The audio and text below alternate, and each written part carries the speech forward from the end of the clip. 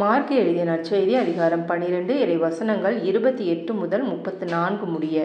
அவர்கள் வாதாடி கொண்டிருப்பதை கேட்டுக்கொண்டிருந்த மறைநூல் அறிஞருள் ஒருவர் இயேசு அவர்களுக்கு நன்கு பதில் கூறி கொண்டிருந்ததைக் கண்டு அவரை அணுகி வந்து, அனைத்திலும் முதன்மையான கட்டளை எது என்று கேட்டார். அதற்கு இயேசு, இஸ்ரேலே கேள், நம் ஆண்டவராகிய கடவுள் ஒருவரே ஆண்டவர்.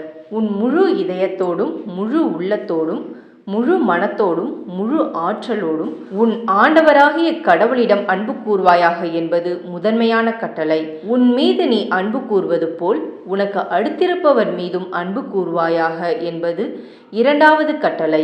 இவற்றை விட மேலான கட்டளை வேறு எதுவும் இல்லை என்றார். அதற்கு மறைநூல் அறிஞர் அவரிடம், நன்று போதகரே, கடவுள் ஒருவரே, அவரை தவிர வேறு ஒரு கடவுள் இல்லை என்று நீர் கூறியது உண்மையே. அவரிடம் முழு இதயத்தோடும் முழு அறிவோடும் முழு ஆற்றலோடும் அன்பு செலுத்துவதும் தன்னிடம் அன்பு கொள்வது போல் அடுத்திருப்பவரிடமும் அன்பு செலுத்துவதும் எரிபலிகளையும் வேறு பலிகளையும் விட மேலானது என்று கூறினார். அவர் அறிவுத்திறனோடு பதிலளித்ததைக் கண்ட இயேசு அவரிடம், நீர் இறையாட்சியினின்று தொலையில் இல்லை என்றார்.